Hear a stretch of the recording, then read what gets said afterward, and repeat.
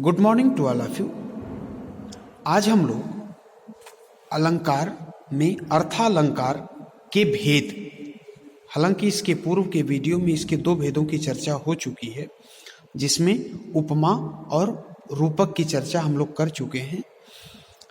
आज इस वीडियो में हम लोग उसके आगे के जो भेद हैं, उत्प्रेक्षा,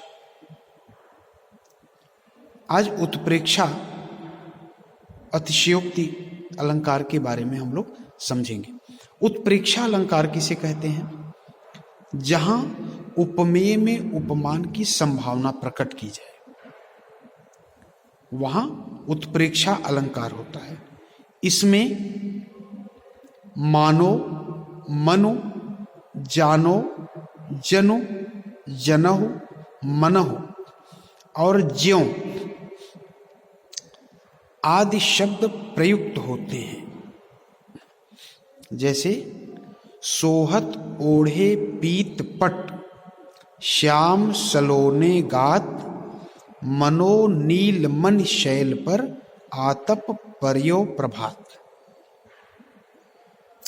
आप इन शब्दों को, ये जो आए हैं, इनको ध्यान पूर्वक देखिए और इनको नोट कर लीजिए। ये शब्द जिस वाक्य में या जिस पंक्ति में आपको दिखें तो आप ये सहज रूप से समझ जाइए कि वहां उत्प्रेक्षा अलंकार है। यहां अब इन पंक्तियों का जो अर्थ है वह है कि श्री कृष्ण की सुंदर श्याम काया, श्यामल शरीर जो है, उस पर शरीर में नीलमणि पर्वत की और उनके तन पर शोभित पीतांबर, श्री कृष्ण जी का जो वस्त्र है जो पहनते हैं वह पीतांबर है।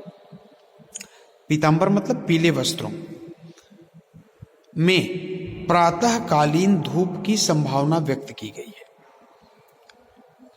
श्री कृष्ण जी के श्याम शरीर में नीलमणि पर्वत की और उनके तन पर जो पीतांबर है उसमें प्रातःकालीन धूप की, प्रातःकाल की धूप जो होती है वह भी पीले रंग की होती है, धूप की संभावना व्यक्त की गई है। अतः यह उत्प्रेक्षा अलंकार है। आप सिर्फ इन शब्दों को ध्यान में रखिएगा।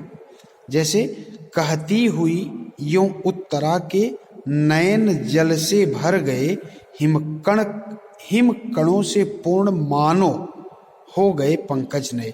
यहां देखिए मानो शब्द आया है, तो इसमें आपको कुछ भी नहीं समझना है, कुछ भी नहीं करना है।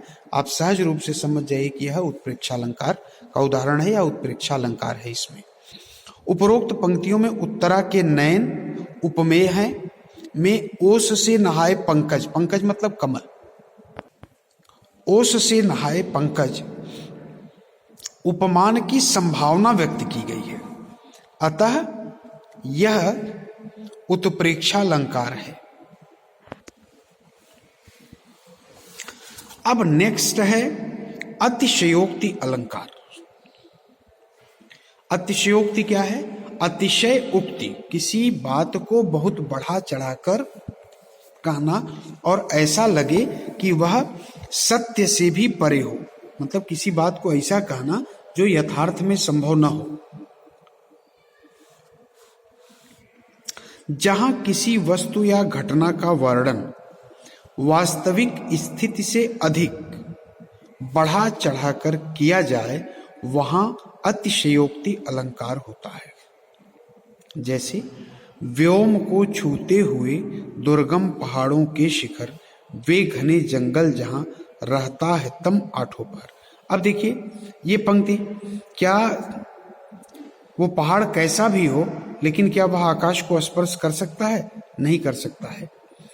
यहां ये बताया गया है कि व्योम को छूते हुए दुर्गम पहाड़ों के शिखर जो हैं, ऐसा प्रतीत होता है कि वह व्योम को छू रहे हैं, आसमान को छू रहे हैं।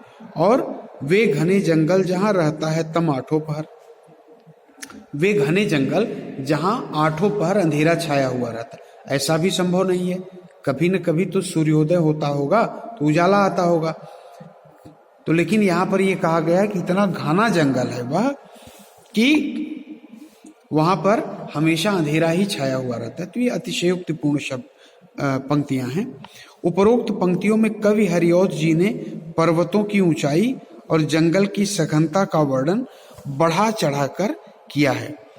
अब दूसरा उदाहरण आप देखिए, हनुमान की पूंछ में लगन न पाई आग, लंका सारी लंका जल गई, गए निशाचर भाग। ऐसा भी संभव नहीं है कि अगर हनुमान जी की पूंछ में आग आग नहीं लगी होती तो लंका कैसे जली होती, और लंका जली तो फिर निशाचर कैसे भाग गए।